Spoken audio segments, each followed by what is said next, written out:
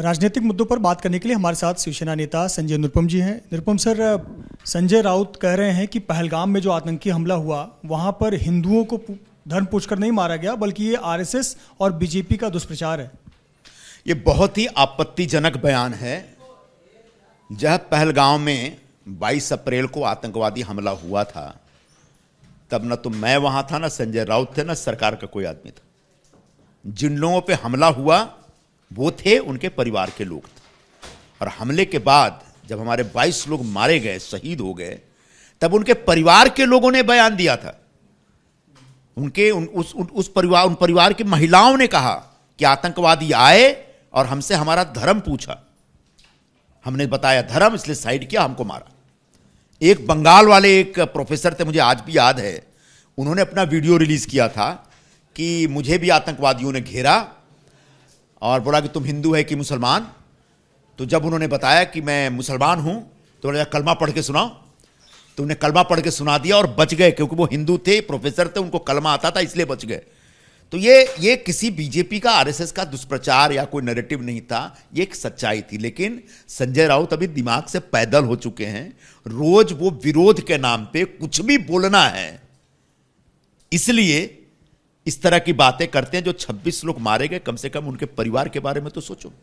एक निहायत संवेदनहीन, असंवेदनशील किस्म का बयान है। उन 26 परिवारों के प्रति अगर थोड़ा भी मन में प्रेम है, श्रद्धा है, सहानुभूति है, तो कोई ऐसा बयान नहीं देगा। 17 साल पहले मालेगांव ब्लास्ट हुआ था, जिसके बाद उस समय की तत्कालीन कांग्रेस सरकार ने भगवा आतंकवाद का एक जोर शोर से प्रचार किया था और भगवा आतंकवाद शब्द का उदय हुआ था। लेकिन कोर्ट ने जिस प्रकार से फैसला दिया, ये पूरा केस ही गिर गया। अब खुद विपक्ष के नेता जितेंद्र आव्हाड हो, संजय राउत हो, अब ये सनातन आतंकवाद एक नया मुद्दा लेकर आए। पृथ्वीराज चौहान सनातन आतंकवाद का नाम ले रहे हैं। देखिए, जैसे भगवा आतंकवाद का पूरा नैरेटिव फेल हो गया, वैसे ही सनातन आतंकवाद का भी नैरेटिव फेल हो जाएगा। क्योंकि सनातनी कभी आतंकवादी हो ही नहीं सकते। सनातन प्रेम, श्रद्धा और विश्वास का विचार है। भगवाधारी जो होते हैं वो प्रेम और श्रद्धा वाले लोग होते हैं। छत्रपति शिवाजी महाराज के शौर्य की पहचान है भगवा।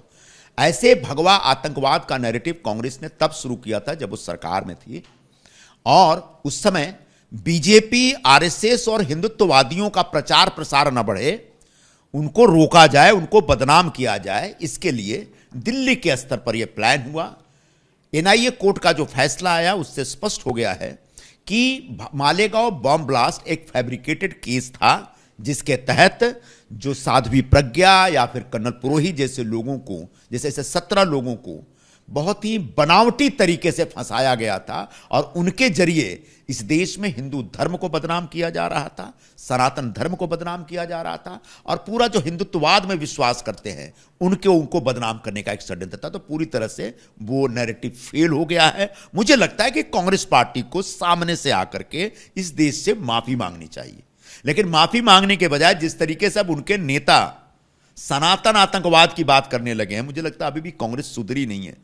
अभी इतनी बर्बादी हो गई, तबाही हो गई, अभी मुझे लगता है और तबाही वो चाह रहे हैं, उसके बाद कहीं जाके सुधरेंगे। क्योंकि इस देश का हिंदू आतंकवादी नहीं हो सकता। हम तो सहिष्णुता में विचार करने वाले लोग हैं, हम तो सहनशील लोग हैं, हम तो हर धर्म के लोगों को साथ में लेकर चलने वाले लोग हैं। हम कोई विस्तारवादी धर्म को बिलोंग नहीं करते हैं। आप कह रहे हैं कांग्रेस सुधरने वाली नहीं है, और इसी कांग्रेस के वरिष्ठ नेता को संसद भवन में जो नेता है कांग्रेस के राहुल गांधी, उनको सुप्रीम कोर्ट ने फटकार लगाई है गलवान मामले पर।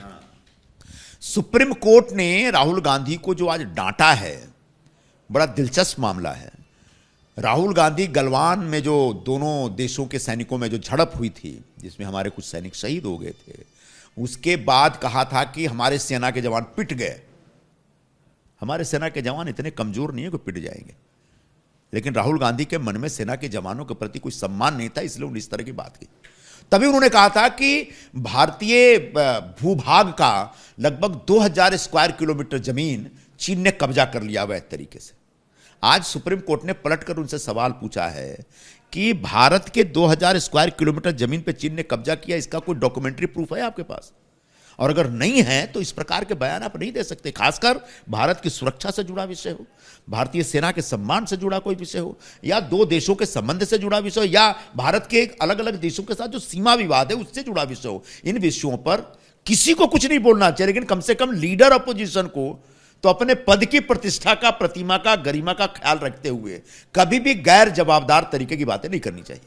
एक राज्य की राजनीति से संबंधित सवाल। राज ठाकरे ने आज एक बैठक बुलाई, उस बैठक में 2-3 बातें अहम कही। एक तो भाषा विवाद पर यह कहा कि आप मराठी के प्रचार के समय हिंदी भाषियों से द्वेष ना लें, द्वेष ना फैलाएं, खुद ये बात अब कहने लगे। दूसरा ये कि बीएमसी में मनसे की सत्ता आएगी, ये दावा भी किया है, और गठबंधन पर आखिरी फैसला राज ठाकरे लेंगे, वो कब लेंगे वो खुद बताएंगे। यह स्वागत योग्य उनका फैसला है कि हिंदी के प्रति द्वेष न फैलाएं। जब राज ठाकरे ने ये अभियान शुरू किया था अभी हाल में, तब मैंने सबसे पहले और बार बार मैं कह रहा था कि स्वयं हिंदू हृदय सम्राट शिवसेना प्रमुख बाला साहब ठाकरे हिंदी का सम्मान करते थे। वो हिंदी विरोधी नहीं थे, हिंदी हिंदू इसके साथ खड़े रहते थे वो। और अगर आप मराठी का आग्रह रखते थे, बाला साहब बहुत कट्टर थे वो, लेकिन मराठी का आग्रह रखने का मतलब है नहीं कि दूसरी भाषाओं के प्रति नफरत पैदा की जाए। और आज अगर राज ठाकरे को इस बात का एहसास हो रहा है और अपने कार्यकर्ताओं को समझा रहे हैं, तो मुझे लगता है कि बहुत अच्छा काम किया है। रह गई बात सत्ता आने की, वो तो छोटी छोटी पार्टियों को भी लगता है कि उनकी सत्ता आ जाएगी, तो इस पर ज़्यादा कुछ नहीं बोला जा सकता। बहुत बहुत धन्यवाद हमसे बात करने के लिए। कैमरामैन योगेंद्र गुप्ता के साथ Mrityunjay Singh, ABP news, Mumbai. For exclusive and insightful videos, subscribe to our new channel ABP Live Premium.